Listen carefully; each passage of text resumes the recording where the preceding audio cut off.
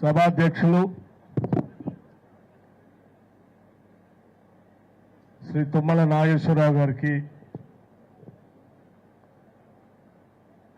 ఈ మంచుకొండ small lift irrigation sanction చేసి ఈ భూమి పూజ కార్యక్రమానికి విచ్చేసినటువంటి ముఖ్య అతిథులు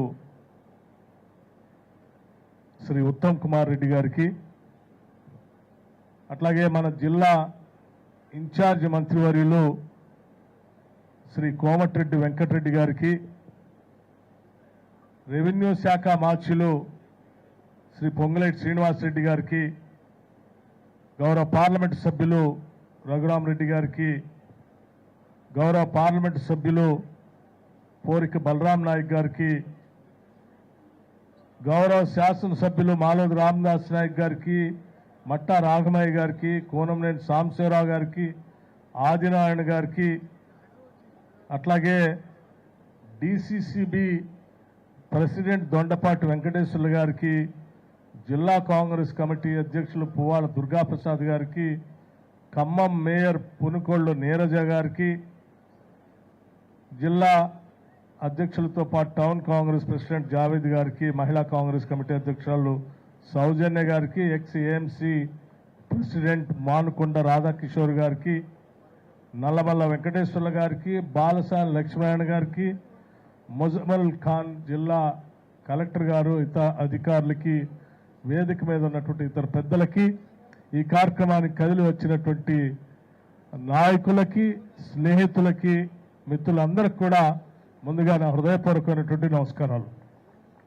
మీ అందరికీ నూతన సంవత్సర శుభాకాంక్షలు కూడా, అట్లాగే సంక్రాంతి శుభాకాంక్షలు కూడా. ఈరోజు ఇక్కడ జరిగేటువంటి కార్యక్రమం ఓ మంచి కార్యక్రమం, మంచుకొండ లిఫ్ట్ ఇరిగేషన్ కార్యక్రమం.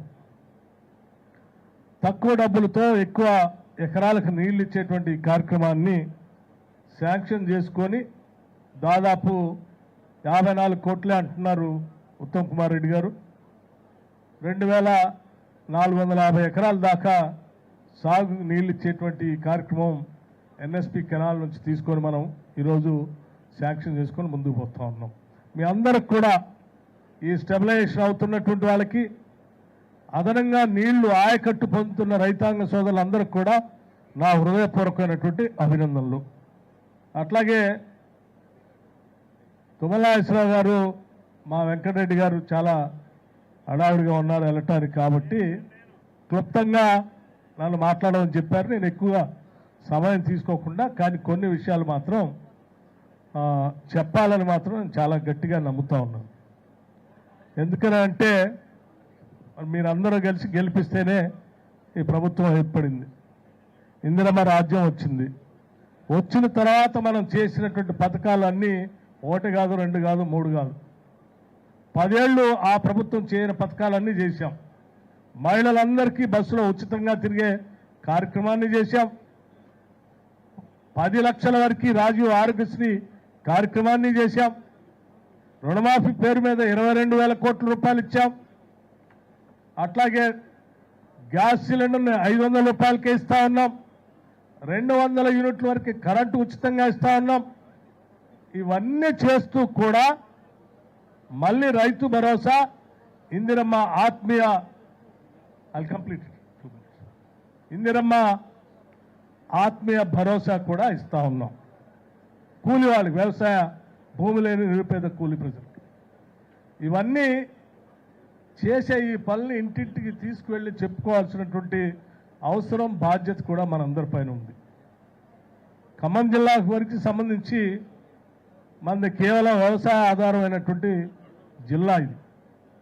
ఒకప్పుడు ఉమ్మడి జిల్లాగా ఉన్నప్పుడు సరే అవతల Bhadrachalam paper boards limited, Singareni collieries, లేకపోతే హెవీ వాటర్ ప్లాంట్ ఇత్యాది అనేక పరిశ్రమలతో కూడినటువంటి ఆ ప్రాంతం అంతా కొత్తగా జిల్లా అయిన తర్వాత ఈ జిల్లాలో వ్యవసాయం తప్ప వేరేది ఏది లేదు.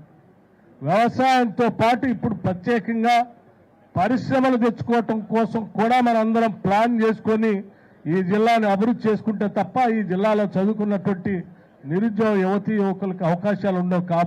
కాబట్టి తప్పనిసరిగా మేమందరం ఆ ఇండస్ట్రియల్ పార్క్ కోసం కూడా ఇక్కడ ప్లాన్ చేసి రేపొద్దున ఖమ్మం జిల్లా అభివృద్ధి కోసం ప్రణాళికలు తయారు చేస్తామని చెప్పి మీ అందరికీ తెలియజేస్తూ మరొక్కసారి మీ అందరికీ సంక్రాంతి నూతన సంవత్సర శుభాకాంక్షలు తెలియజేస్తూ సెలవు తీసుకుంటున్నాను. జై హింద్. కలెక్టర్ గారు ఓట్ ఆఫ్ థ్యాంక్స్.